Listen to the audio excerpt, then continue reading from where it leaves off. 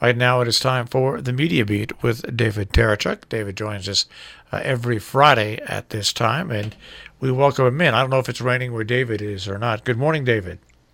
Good morning. I'm glad to be with you. And it's not raining here in New York, at least not yet. It will The be. media capital of the world, so far escaping the drenching we were promised. All right. Well, I don't know. I think, unfortunately, David, the media capital of the world has become Donald Trump.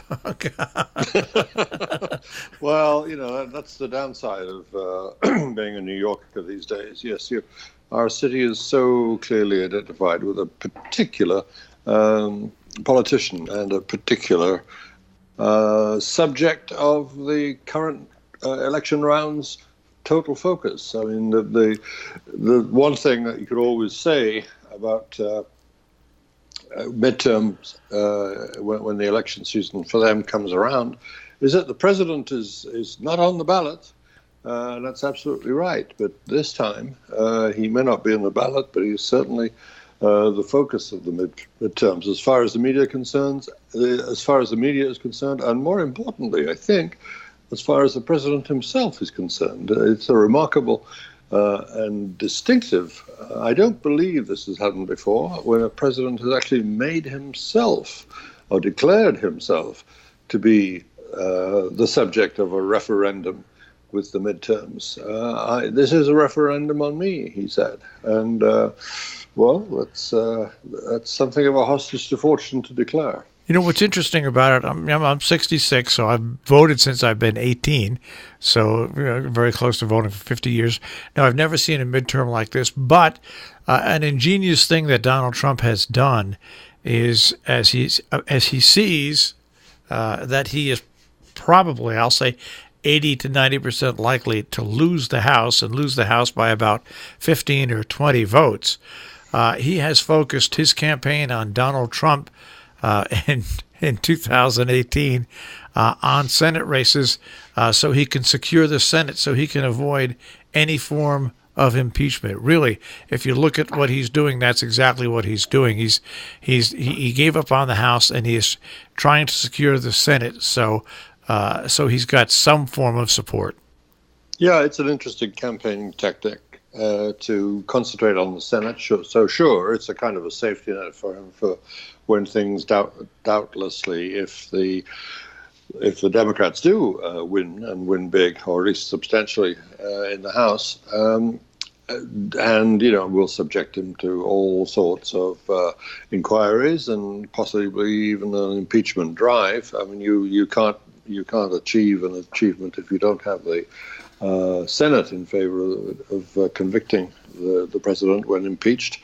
But the other thing is that he's not only concentrating on the Senate, but he's actively, in some ways, courting the idea of a hostile House in the last 2 years of his presidential term. It seems to appeal to his sense of always wanting to be fighting, in a fight, actually dukes up, and it suits his temperament. It suits this particular tactical decision that seems to have been made, and it suits just the general tenor of the times. And the tenor of the times is something that I've been thinking a lot about as we get towards actual voting day on Tuesday, November 6th, or is it 5th? It's 5th, isn't it? November 5th. It's a big day.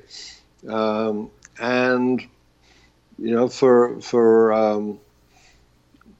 another time around, with these very high temperature campaigning tactics and issues that have come to the fore, especially about immigration, citizenship, and the like, with their racist and absolutely racist, indeed. There's certainly xenophobic undertones, not even undertones, just straight out there, clear tones. I'm wondering if this is worse than I've ever heard it. I too have lived through an awful lot of elections. I've been enabled to, I've been allowed, I've been privileged enough to vote for the last 12 years in this country. I'm a citizen now, and I delight in my capacity to exercise my citizen's right to vote. But I don't think, I think to myself, I've never felt the tenor of the times to be so bad. But then, when I look back, actually, I'm exaggerating. Memory can do that to me. I don't, I think every time as you get towards that particular date, whatever it is, which day in November it is, each 4 years as they pass by, you'll recall that, God, things got pretty nasty then too in the past. It is, by the way, it is Tuesday, the number is 6. It is the 6th. But what you say is... Oh, thanks. I'm getting my dates mixed up with a British event that takes place on the 5th when we commemorate the burning or the attempted burning of Parliament. Parliament. This is Bonfire Day. I see that on the calendar, and that looms large too. The gunpowder plot. I can't imagine why it does. But your comment about it not being worse, I thought that what makes it when Richard Nixon was president, it was bad. There was a lot with the Vietnam War, with Watergate. So midterms were bad, but there wasn't social media back then. That's the whole big difference. That's the horror. But the whole amazing thing about this is Donald Trump is campaigning not only for the midterms for himself, but he's been the first person elected president who really effectively started campaigning for his reelection, really almost a month after he was elected. So to him, this is just a stepping stone if he secures the Senate, which he probably will, to him trying to keep the nomination, become stronger for 2020.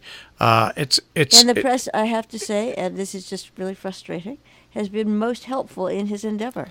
Sure, that's true. If you really do believe that the elections are about who's on the ballot, then the media would probably, be sensible in just downplaying the president's, or at least not giving it the extraordinary focus that they seem to have wanted to do. And as you say, from very early too. I mean, the truth is, Marshall, as you know, every president has wanted to campaign for a second term almost the moment he gets in. As soon as he gets over his terror at actually occupying that seat, which I think you would only have to be only human to have, people are already looking forward. The thing about Trump that's somewhat different is that he's actually gone on campaigning rallies as early as he has. But it doesn't mean that they have to be focused on and reported so profusely as they have been. I'm getting behind the swell of opinion now myself that we don't have to report on this president as much as we do. So, and that was one of my questions when I was listening to the two of you. What is everyone you're going to have to start covering 2020 on Wednesday. But they've already, I'll give media credit. A little bit of credit here. The mainstream media is that they've already cut back on covering these daily press briefings, and they have cut back where they're not covering the rallies in full. In full, let me finish here. They're not covering the rallies in full like they used to. They used to cover it from start to finish. I totally agree. And what the Democrats and other people in politics who have other ideas need to do is step up to the plate. In today's social media, and David, you know this better than anybody, in today, you've got to be something. Look at, what's his name in Texas? Beto, what's his last name? With the teeth? Beto O'Rourke? Beto O'Rourke. Now, there's a guy, if he loses, the Democrats should put him out on the road right away because you know what? He knows how to communicate with young people. But I've got a question. But that's the problem. The media is caught in this quandary where, then not only do they have to cover the news, they have to cover social media. They think they have to be part of social media. Yeah, that's wrong. That's the problem with mainstream media right now. And this is just simply my opinion, but that is wrong. Whoever let them do that, it reminds me. Look, they should people lead. Are sheep. They should lead social media, not run from follow it. Social media should be following the mainstream networks. Except that going back to cable, you're absolutely right, but going back to cable, the print news started running on the visuals. Like, because a car crash is much more interesting than a tome full of conflicting positions. I think you get to the heart of what journalism is about, I'm afraid, and recognize that I'm not going to apply these labels to particular kinds of media, but I mean the constant division whenever any journalistic outfit makes a decision about priorities, you have a combination of what's the meat and what's the sizzle. It's so attractive, it's so easy, it's so tempting, it's so lazy in some ways to go for the sizzle because it's obvious. And if you go for the sizzle, here I am, I'm going to say what I mean by sizzle in this particular context. If you're led by your desire to score big in social media and get all those eyeballs and those retweets and repostings, then you're going to go for the sizzle every time, and that's a distinct. It will absolutely ensure that your journalism is the poorer for it. It's funny because you do apply that to everybody in broadcasting. You sell the sizzle, and what news media used to do is they used to supply why the sizzle is there. Oh, God, they used to. Now we just assume that it's got to be sizzling, and we don't. There you go. All the time, it seems as if we don't even know what it is that's sizzling. That's exactly right. And I saw something this morning. It was too early to send to you. I wasn't going to be able to get it to you, but it was the way this was framed in the Guardian. This is from the Guardian, from a news briefing from the Guardian. Quote: Asian markets were cheered by a tweet from Donald Trump suggesting trade talks with China were moving along nicely. Okay. So market was cheered by a tweet from Donald Trump. Now here's how the SCMP, the South China Morning Post, covered it. Donald Trump and Xi Jinping have a good conversation about trade war ahead of G20 meeting. Both leaders have confirmed the phone call, with Trump calling it a good call and Xi saying differences must be resolved.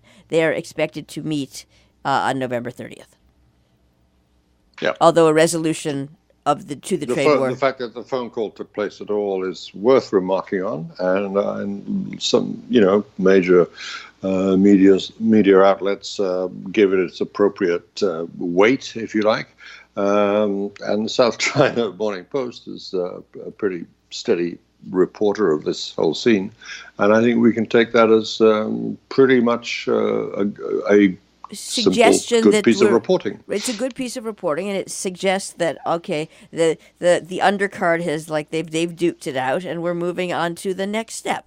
Just as the last Sunday, I'm sure you noticed above the fold the of the paper of record, the New York Times. You saw those images of the babies in Yemen, and buried in this week's.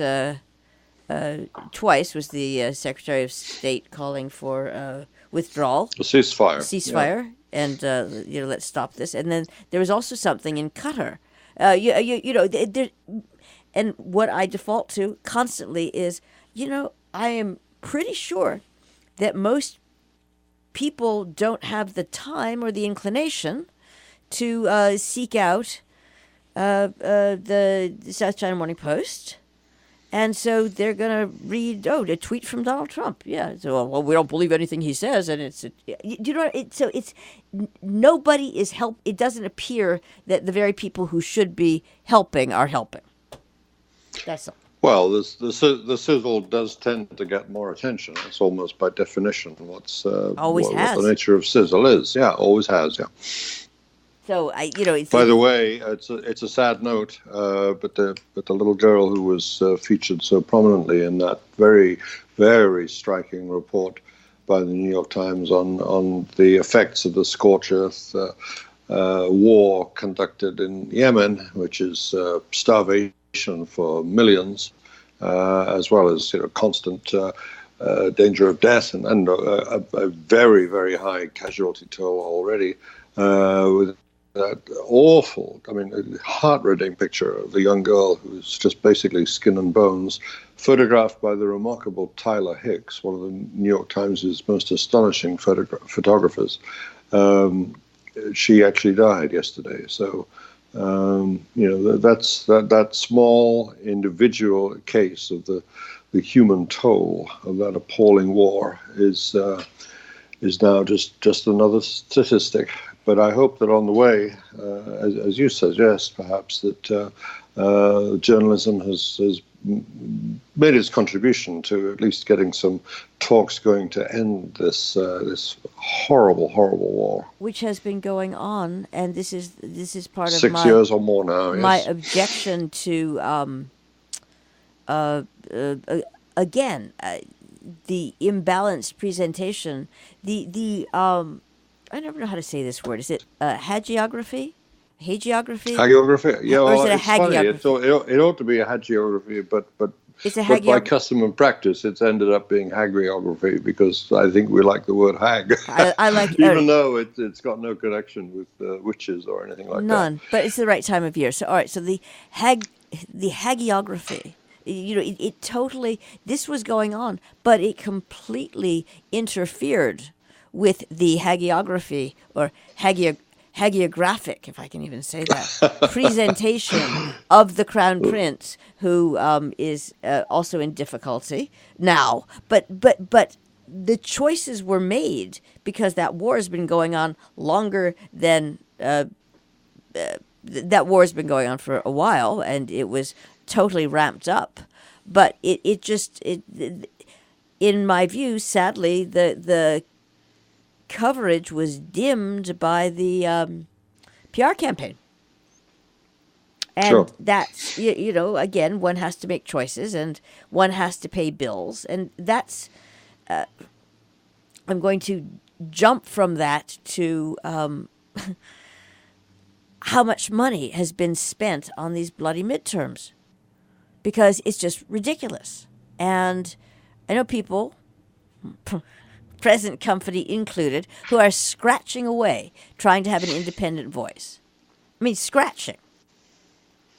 To get the money, you mean? Sure. Yeah. And the dark money, the unaccounted for money, the anonymous money that has been poured into these midterms is again, unprecedented. And we can't even put an authentic figure on it because, of course, so much of it is dark and unknown. Therefore, and so, why does Beto O'Rourke have, 70 million or whatever,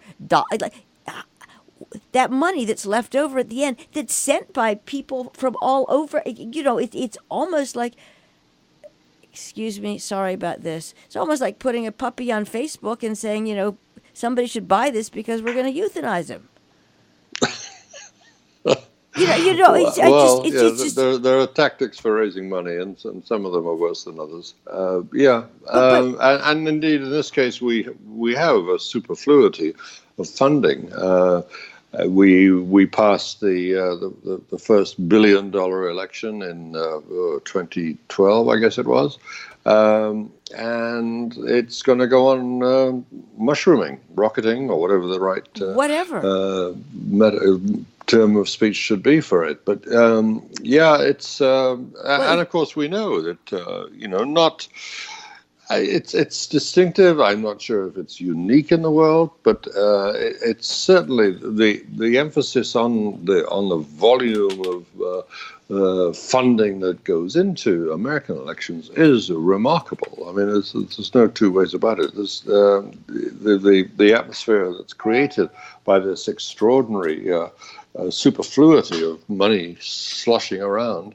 Is without equal. At least the temperature that's created by it is, along with everything else, of course, the rhetoric of American elections is not worse than anywhere else, but there's certainly, as you say, an amplification of it by social media that makes it so utterly repellent if you're a balanced and reasonable person as you get towards that early Tuesday in November that comes around every 4 years. And then, because of the way that this has been, I mean, people have dined out on the divide that was created by not covering both sides. Yay.